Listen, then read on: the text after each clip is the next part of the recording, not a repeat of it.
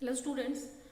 Yesterday we were discussing about the important topics regarding to the chapter electromagnetic waves, and there we have discussed displacement current as its concept from where it is arising, and also what is the Maxwell's equation and what is its physical significance. We have just seen all of the cases there. And the secondary part of this chapter, that is electromagnetic spectrum. So later we will also discuss the properties of electromagnetic waves in clear way, but still first of all let's see what is the spectrum, electromagnetic spectrum. So as you know that spectrum is the arrangement of a large number of wavelengths or large number of light or whatever you are getting in the increasing or decreasing order of wavelength or frequency, that is known as spectrum. So as in case of light, we are getting 7 segments of light, 7 colors of light, and if we are arranging them in increasing or decreasing order of wavelength or frequency, then that time we are getting the spectrum of light, like the Vibgyor system, you know that already. So as in that system we are in just arranging it to increasing order of wavelength or decreasing order of frequency there.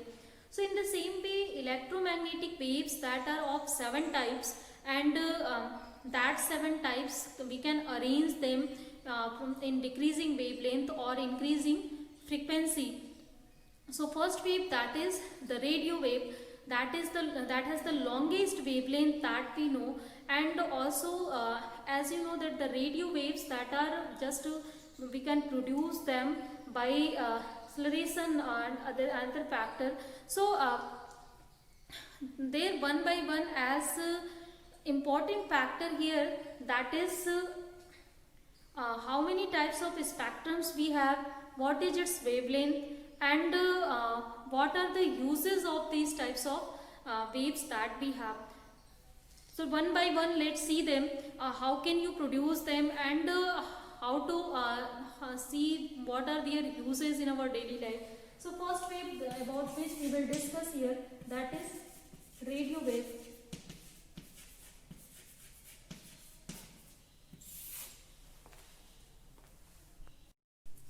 So radio waves that are produced by producing by the accelerating charged particles. When we are accelerating the charged particles, that time radio waves can be generated there, and the ranging of radio wave frequency, that is from 100 kilohertz to 1000 megahertz frequency they can carry, and you can see that this is also greater amount of just frequency here. And next thing, what is the uses of radio waves? So basically radio waves we are using in communication. So while we are different modes of communications we have, so as ground wave communication that we are using through the antenna and receivers, then that time radio waves are helping us a lot in that types of communication. Also they are used by amplitude modulation, in which we are using, you know that in modulation process a small signal that we can send by modulation process, and for that modulation we are using a high frequency signal over which we can just superimpose our small signal, and that high frequency signal can carry that small signal, and after reaching to the destination we can just extract again the signal that we have seen from here, and that is known as demodulations there. So modulation is of 2 types, frequency modulation and amplitude modulation. So in both types of cases radio waves we can use here for the modulation process. Again you can see that here we are just using in transmission, here we are using in communication this system. Also in communication, while we are transmitting any signal from antenna, transmitting antenna, so that time we are using modulating signal there actually, and that modulating signal means a small signal that we have to send, and this radio wave that is behaving like the carrier wave, means they can carry the modulating signal, they can carry the small signal that cannot go, like if I am speaking here, my voice can be reached only to the certain several meters only, And if we have to send it from one place to another, like you are using cellular phones and other things through which we can send our voice to anywhere in our whole of the earth, then that in that cases we are using a lot of number of types of communication system there.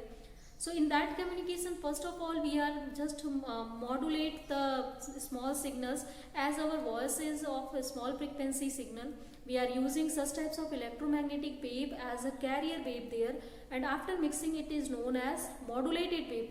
So from transmitting antenna, we are sending modulated wave in the space, and that time if somehow at some places receiving antennas are there, then they can receive the signal that we have sent. So in communication, in ground wave communication, in frequency modulation, amplitude modulation, we are using it. Sometimes in TV signals we are using it also.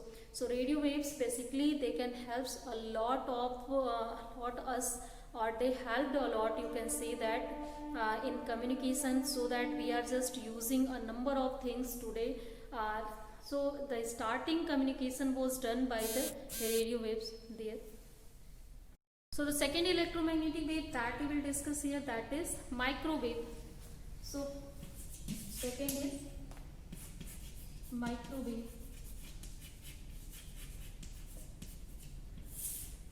So microwaves are actually you can call it short range radio waves also. Their wavelength is very short, and also their energy range is greater than the radio waves. Its energy is varying from 1 gigahertz to nearly 300 gigahertz, and you can say that obviously these are a large amount of energies that they are carrying, and they can produced by the vacuum tubes like klystron valve and magnetron tubes through which we can produce it. So here students, the important factor is that how many types of electromagnetic radiations or spectrums we have, and what is the characteristic of this spectrum, or in the systems what is their uses, how they are produced. These things are important only. So you have to understand these things, and also you have to remind all the frequency range and wavelength range for every electromagnetic waves, so that you can just distinguish them in your examination. Suppose that in some of the questions it is given that this frequency range or this wavelength range is given, you have to detect the electromagnetic spectrum there. So that time you should you have to remember exactly the concept or the frequency wavelength of this electromagnetic spectrum. Here I am just only you in the case of frequency range, I am not using wavelength range here. So you can see that chart and you can remember that easily. So here microwaves, that where we are using actually. So we are using microwaves in radar systems. So as you know that radar we are using in a number of fields, and one of the field that we are using, that is aircraft navigation. So that time we are for aircraft navigation, the wave that is seen to this and that is coming through it. So where we are using radar system, then that time microwaves helps us a lot for that section. Secondly, to measure the speed of vehicles, or we can measure the speed of cricket balls with the use of microwaves in there. Third thing is that we are using microwave ovens for in our cooking wares. Then that time in microwave ovens we are using microwaves for the purpose of the foods there. Means food are preserved there also, and that time we can preserve our food, and we can even warm our food easily with the help of microwave. So these are basically use of microwaves that we're going to. Next wave that you have to study, that is infrared waves. So infrared waves can be obtained by the vibrations of atoms and molecules. So whenever there is vibration of vibrational motion of atom and molecules that is taking place, that time infrared waves can be achieved. So also you know that it is a part of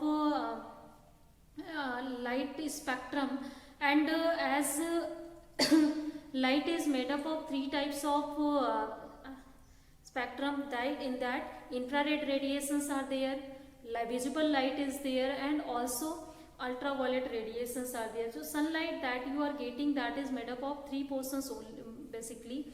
So also you know that infrareds are known as heat warmers, or thermal radiations they are known as. So their energy is higher than microwave and radio waves. Obviously their frequencies are higher than that. And we can where we can use, so we can use infrared radiations to warm the places, obviously. And also we are using infrareds to see through the fog and moist air, through which if you want to see, then we can use infrareds there. So at number of places also we are using. A very important question is here that infrared radiations are called thermal radiations. The reason is that whenever infrared radiations are passing through any surface, that time the surface get heated there. So some of the heats they are transferring to the system, that's why they are known as thermal radiations. So these types of questions that you have to keep in your mind also. Next wave, that here one by one we are talking about the electromagnetic spectrum with increasing order of frequency here that we are talking, or you can say with in decreasing order of wavelength here. Next thing is that visible light or visible rays. So no need to say about visible rays. Already you have studied a lot of concepts about the light in optical rays chapter, and there we have even seen three cases: geometrical optics, wave optics, and quantum optics there for the light. And number of properties, number of ways through which it can be produced, we know already. So whenever in atom electrons just transmit from higher to lower energy levels, that time electromagnetic radiations and visible light can be produced there. So this is the way to produce visible light there. So through the atoms through the transition of electrons, they can be produced there. And also uses you know already, so no need to say its uses, students. For the visible rays, no need to say. Whatever is visible, that is due to visible light, and where you are using already all of the light systems that you are using here, that is due to visible light. So I think its uses you are already familiar with it. Next case, that is ultraviolet rays. So ultraviolet rays have higher frequency than the visible rays, and also ultraviolet rays, you know that they can be produced by also electronic transition, but within inner cells only. Whenever electron is transmitted from higher energy level to lower energy levels in inner cells, then that time ultraviolet radiations that are emitting from there. And uses of ultraviolet radiations are a lot there. Let's see their uses. So ultraviolet light or ultraviolet rays that we are using in a number of fields, like to kill the germs in minerals, and to sterilize the surgical instruments. So as we are using surgical instruments there, and we first of all we need to sterilize that, then that time ultraviolet rays that we are using. And also in burglar alarms we are using ultraviolet rays, and to study the molecular structures we are using it. So in number of fields also we are using ultraviolet rays. Students, you have to just keep all these factors in your mind, you have to study it. And that is just like, you can say that this is the whole of the electromagnetic spectrum things that you have to remember, their wavelength, their frequencies, their uses. So try to remind them also. Next thing is that X-rays. After ultraviolet rays we have X-rays. So again we are just going in the increasing order of frequency here. So X-ray has greater energy than obviously the ultraviolet rays and preceding waves that we have discussed here. So in the case of X-rays production, you know already you know that how to produce X-rays, as we have discussed already while discussing X-ray spectrum there. Some of the things that we have discussed already. So obviously you know that whenever a high voltage that is a high voltage electron that is just moving, and due to that accelerating electrons or highly energetic accelerating electrons, is some of the electrons get knocked out from the inner cell of the atom, then that time X-rays are producing, or with the help of secondary emissions also X-rays are producing. So that two factors, and depending on that two types of spectrum, characteristic spectrum and continuous spectrum, that we have discussed already. So here the uses of X-rays, that you know already in medical field that we are using X-rays there, and in obviously in X-rays that we are using to detect the cracks and the things in our bones and other way. And also so in most of the places X-rays that we are using to detect some of the things, like in our bones we are using it to detect the fractures and cracks and there. And also like if there is any crack in the bridges and the metallic things, then their X-rays we can use also there for detection of that crack. Also we are using X-rays in scientific research. We are using X-rays while just detecting any types of crack in instruments that we are using in our labs. So that's saying X-rays are very important while detecting some of the just defects in our systems. Next and last the spectrum here, that is gamma rays.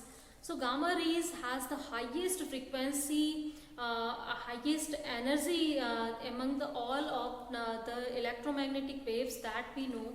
So whenever they are just producing somewhere, then that time a large amount of energy is produced here. And you know that gamma rays, they are producing in the nuclear reactions there. And also whenever there is nuclear reaction is taking place and there is emission of gamma rays, it means that a high amount of energy is released from there.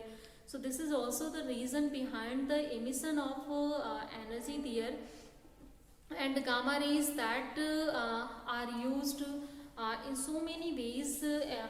So we are using gamma rays in radiotherapy, in cancer and other treatments we are using these types of rays. And also in food factories we are using it. In some types of structures, studying of atoms and molecules, we are using it also. So these are the number of spectrums of electromagnetic waves that we have discussed. And also these spectrum have different properties, different wavelength, different energy, different uses of their, that we according to their uses and properties we are using it in our daily life. So I think friends, there is no confusion in this section, what are the spectrum, electromagnetic spectrum, and what is their uses. So the important and the rest of the things that we will discuss in this chapter, that is the properties of electromagnetic waves. Like some of the properties are very important here, like transverse nature of electromagnetic waves, and also how can you prove the velocity of light through the electromagnetic treatment. Third thing is that here how can you show that electromagnetic waves that you are using that have wave nature, as Maxwell proved that the light has wave nature there. And after that, even after his theory, after his proof, Newton's particle theory, that was totally denied that time, because Huygens theory was established already and Maxwell used his laws there, and that time he also used the wave concept there for the clarification of so many incidents and phenomena that electromagnetic waves are producing. And even he just showed that light is also an electromagnetic wave, and all the properties of light that is possessing by other electromagnetic waves also, like all the electromagnetic waves that are showing reflection, refraction, diffraction, interference, polarization, Doppler effects, all properties they are showing also. And also they are the same thing that, like for the light we are studying interference and diffraction, you can also study them for other electromagnetic waves here. Only the difference is that here frequency and wavelengths are different, but still the effect of electromagnetic waves that are same here. So as light has transverse nature, then obviously it has three components: electric field, magnetic field, and direction of propagation. So all thrice things are perpendicular to each other, means they are mutually perpendicular. And how can you prove it? So we can use Maxwell's equations to prove it very easily there. And for the proof, we are using, just I'm going to use actually Maxwell's differential equation here, not integral equation. So if you want to write first of all in the differential form the Maxwell's equation, so that are the first equation, that was the closed integral of E dot ds, that was equal to Q upon epsilon 0, means the flux enclosed in any closed surface, that is 1 by epsilon 0 times to the charge enclosed in it. So in that section, you can, if you will convert it into differential form, then it is obtained at del dot E, that is equal to rho upon epsilon 0, where rho is volume charge density here, and this del operator, you know that this is three-dimensional operator, I divided by x plus g divided by y plus k divided by z there. So with the help of this, you can also convert them into the differential form. So one by one, let's see the differential form of Maxwell's equation. Here I am not going to again discuss the proof of this differential equation, how to convert integral form into differential form. We have discussed it already while studying the chapter. So this is the first Maxwell's equation in differential form. Second Maxwell's equation in differential form is del dot B is equal to 0. Third form of Maxwell's equation, that is del cross E is equal to minus of deva B of deva T here. And fourth equation is that del cross H, this is equal to something Z plus epsilon 0 deva E upon deva T, and here mu 0 is also. So this is the form here that is the differential form of the Maxwell's equation, where we can write this J, exactly here J should not be, here sigma should be there, and sigma, the value of sigma, that is given by epsilon 0 E. So as this is, you know that this part is representing steady current case, and this is representing the varying current case. So in that case, this is known as modified Ampere's law. Again, the laws are same in the order. This is Gauss law of electrostatic, and this is the differential form of Gauss law of electrostatic. This is Gauss law of magnetostatic. This is Faraday law of electromagnetic induction, and fourth is modified Ampere's law. So four laws in differential forms that we have. So let's see how to prove that all the electromagnetic systems that are possessing wave nature. So and also what is the speed of electromagnetic wave? How can you know that speed is 3 into 10 to the power 8 meter per second in vacuum also? From where you can calculate it? The derivations, that is very important here also, and later we will see how to prove its transverse nature. Only three things that are enough here and that are very important also. So let's see them one by one. So let's see first thing, how can you prove the wave nature that is possessing by the electromagnetic waves. So for that case, I will use only one case. Through this we can prove it easily.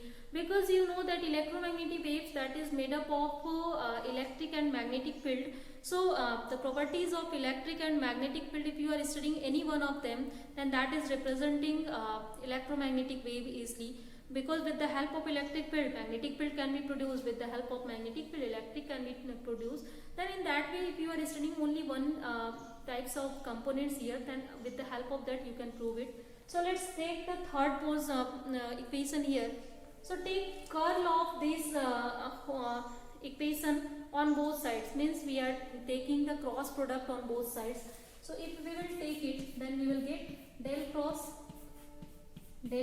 E, this is equal to minus diva t of, you can write it easily, del cross B. Actually these two were just operators are interconvertible operator, they are called canonical operator. You can interchange easily them, like if you will just put del here and diva t here, or diva t here, del here. So you can just use them already. Space and time, that two operators are interconvertible to each other.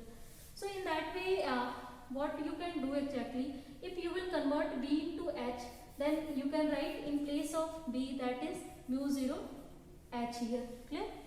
And now if you will write it mu 0 diva t, then you can see that here one equation is given, then that equation is sigma plus epsilon 0 mu 0 diva E by diva t. And also suppose that we are just using the electromagnetic wave propagation in vacuum. So in case of vacuum, obviously there are no charged particles there. Then if no charged particles are there, no charges are there, then this will be equal to 0. And also if this conductivity will be 0 there. So two portions will be 0, sigma will be 0 and this portion will be 0. So obviously this equation del cross H, you can use it directly, and this will be only equal to epsilon 0. Here sorry students, mu 0 should not be there. Mu epsilon 0 diva E by diva t only. So here you can write epsilon 0 diva E by diva t. And this side you can use the vector triple product rule here from the vector algebra, and through this rule you can write del dot C